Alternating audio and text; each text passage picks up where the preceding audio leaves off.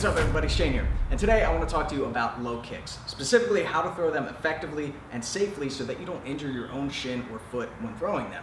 Now this has become a hot topic now because of all of the tibia and fibula breaks. These are the bones that make up the shin in MMA, right? We've seen Anderson Silva, we've seen Chris Weidman, now this past weekend with Conor McGregor, all have the same injury where they throw that low kick and then they go to step back on it and it folds in half. Nasty injury, and I know after seeing it, a lot of people are hesitant about throwing low kicks, but you don't have to be. There's just specific details that you have to follow to optimize this kick and prevent this injury from happening to you. Now, it was an interesting point that one of the members on Fighttips.com brought up, Zach. He had said, why is it that we see this injury happening more often in MMA, but not in Muay Thai? Because traditionally this is a Muay Thai kick. There's tons of round kicks and low kicks, but we're not seeing this injury as often in Muay Thai, but we see it more often in MMA, and I thought that was an interesting point. So I want to discuss why, and again, details on how we can optimize our kick and prevent this injury from happening to ourselves. Let's take a look. Okay, so when we see these low kicks being thrown, resulting in a fracture of the tibia, being the shin bone in the front, or the fibula, which is the supporting bone in the back of the calf, there's a bunch of different factors that go into it. It could be the dehydration from the weight cut leading up to the fight. It could be the intensity of the fighter's training before the fight and they didn't give themselves enough time to recover. It could be the angle or the trajectory of the kick at which it was thrown and the impact zone, or it could be the placement of the shin. Now, I used to look at this like a freak accident, but it's not, it's physics. So let's break down the details here on why this break happens and how we can prevent it from happening to ourselves. So first off, let's talk about shin conditioning. Shin conditioning is essential. If you're going to be kicking something hard, potentially like forearms, ribs, the femur, knees, someone else's shin, then we have to condition our own shins. And how do we do that? We do that by kicking things that are soft, like a heavy bag, like Thai pads, like a kick shield, and we do that hundreds of times a day. And then we do that for months at a time, for years at a time, and it adds up so we get those tens of thousands of reps in. And what happens is we're going to get microfractures in our shin bone, in our tibia, and then it's going to calcify stronger than it was before. So now our bones in our legs are going to be stronger over time. But again, the key word there is over time. We have to make sure that we understand it as a gradual process. If we just smash something hard against it, it's going to get weak. We have to make sure that we're getting vitamin D from the sun, which helps with calcium absorption. We have to make sure that we're getting calcium in our diet. We have to make sure we're getting protein on our diet. We have a whole video on this, but again, instead of smashing your shins with something hard or rolling a glass bottle or a rolling pin or weights against it, which I still see comments like that, that's no good because you're going to get an uneven, dispersed amount of calcium buildup. You're going to get these little mountains or bumps on your shins, and with mountains, there's valleys, and the valleys are the weak points. So you don't want it to be bumpy, you want it to be evenly calcified, evenly strengthened across the whole shin. So we kick something that's the shape of our shin, right? When I kick this bag, my shin wraps around the bag perfectly. And now I'm going to get that evenly distributed pressure going across the shin, and I'm not going to injure my shin in the process.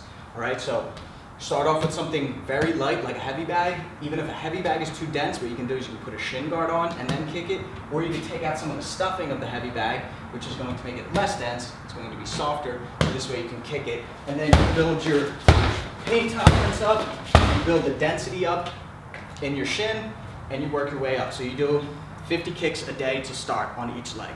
Then you do that for a couple of weeks, you work your way up to 100 kicks a day. You break it down in sets, and then eventually 200 kicks a day is where you want to be, doing that 4 or 5 days a week. Okay, now let's talk about the trajectory of the kick, but also the placement. So if you were to massage your shin, and you feel that tibia bone, almost feels like a ruler in the center, and if you trace it down, you'll notice that it gets thinner, it gets smaller down towards the ankle, and as you come up towards the top, it gets thicker, right? This is called the tibial tuberosity. This is a very dense, big bone up top here. This is why we encourage people to check with this part of the leg, the upper half of the shin. Because if someone throws a low kick, I want to block with the strongest part of my shin. When I check a kick, it's not just to prevent damage to myself, it's also to do damage to the kicker. That's something that you need to realize. When someone throws a kick, they're trying to hurt me, right? So when I block this kick, I want them to go, ooh, that hurt. I don't want to kick anymore, right? So I want to dissuade them from throwing the kick. That being said, when we throw a kick, we often land with the lower half of the kick. This is the thinnest part of the bone. And also, if you think about building a fire, you grab a stick you break it in the middle, right? So you have all that leverage, you put your fulcrum being the knee in the middle, and you snap it. If I were to grab that stick and bang it against this metal pole, it's not going to break where my hands are holding it. It's going to break where it hits the point of the beam. It starts to bend and warp around, and then because of leverage and pressure, boom, it snaps. It's the same idea with the kick, right? That's why it almost always happens in the lower half of the kick, right where the point of impact is. Now, we're going to discuss different types of ways of throwing the kick, and one way that's much, much safer and will prevent this break from happening. And what we see from all of these kicks, whether it's Silva or Weidman, or even the style kicks that Conor was throwing, where they're speedy low kicks, where they go like this. And you can see that kick comes on an upward trajectory or a parallel trajectory. But never do we see these guys, when this break happens, come down on the kick, where it looks like this.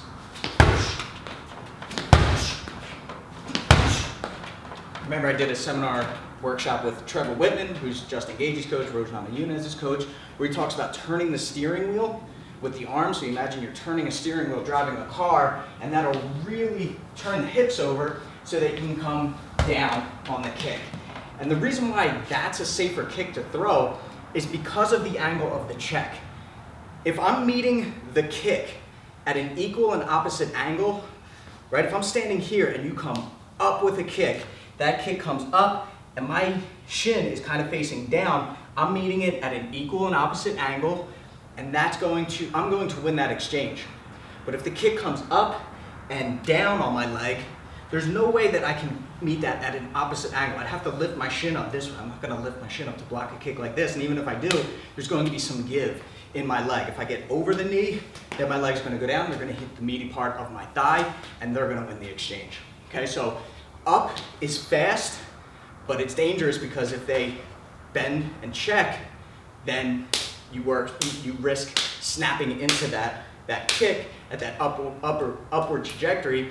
Whereas if I come down on the kick, then I'm getting past the knee, getting past the tibial tuberosity, I'm hitting the meat, and even if they do lift it up high to check, I'm now going to slide down the shin as opposed to hitting it with brunt force. Okay? Now, something you may think here, and let's open up the discussion with MMA and Muay Thai, is Liam Harrison is known as one of the best low kickers in all of Muay Thai, and he teaches and throws that snappy, speedy, upward trajectory low kick. How come he doesn't break his leg? Well, for one, I think he's been doing it much longer. He has way more conditioned shins, but even more so is because of the people he's fighting and because he sets those kicks up. He sets it up with punches, and he always teaches this in his seminars, is before you just throw a low kick, hit him with a left hook first. Someone hits me with the left hook, boom, now all my pressure is here on this leg, and I can make sure that I'm hitting the correct part, the intended part. If it's a calf kick, okay, hit the calf kick, but hit the calf. Don't hit the bone, don't hit the tibial tuberosity. Cut this angle out here so that you can get behind me and hit the calf. Or if you're hitting the quadricep muscle, right, where it meets that tendon, then hit that quadricep muscle. Don't hit the knee, right? So he always sets his shots up, whether it's with punches, even that was sort of downward, but he will go here so that they're heavy on that leg, or he'll wait for them to step in on a jab. They're heavy on that leg, they're not able to lift it up or turn it outward, then he'll time it, right? So again, the setup is key, and that's why Bas Rutten always says no single kicks. What he means by that is don't just throw the kick. Hands first, then finish with the kick. Or if they're coming in with a jab, parry that, and then fire off the kick. Make sure that you're going to actually land the kick before you commit to it. You don't want to throw a kick and then check it, right? That's never your goal. So make sure that you invest with the hands or time it correctly with their footwork and with their offense. So why do we see this more often in MMA? I think it's because of that. Oftentimes when we see these kicks, it's a single kick on its own. There's no setup to it. And then also the wide base in MMA. It may be harder to check low kicks because it's harder for me to lift this leg up with a wide base than it is in Muay Thai where I'm here. Easy to lift it up. But this wider base is a heavier base, right? There's less movement when this leg gets hit. And here, I can check the kick perfectly, but oftentimes if I check incorrectly, there's give on it. And we even saw that in the Porier McGregor fight where he would lift it up and the leg would go out here. But if you kind of sit down on that leg, like Uriah Hall did, and you hit this knee, I can still drive some pressure out, pushing out this way when that kick comes in. If you hit the tibial tuberosity, if you hit the knee, or just, again, like a locked out leg that has a lot of weight on it, there's going to be less give, there's going to be less movement, and potentially the person taking the kick may win the exchange. All right? So again, it comes down to angle, comes down to placement, comes down to conditioning, and it comes down to setting up that kick. All right, everybody, thanks for watching. So once again, to recap, number one is shin conditioning. It's a slow and gradual process that takes months, that takes years. You have to give your body time to rest and recover. Number two is make sure that you set that kick up. If you don't think it's going to land, then don't commit to the kick. Set it up. And the number three is make sure that you're paying attention to the minor details that pay big dividends, like the trajectory of the kick. If you want to join the team, links in the description below, so this way you can get answers to your questions way sooner than waiting for a YouTube video to be posted. I'm on there all the time. We got posts back and forth, we have exclusive videos, we have exclusive courses on there, so check it out. There's a free 2-week trial link down below for premium members. That will get you access to all of the courses, and if you just want to get access to the community, there's a 3-day free trial with that same link, so check it out. Hope to see you on the team. Till next time, I'm Shane with Fight Tips for the underdog.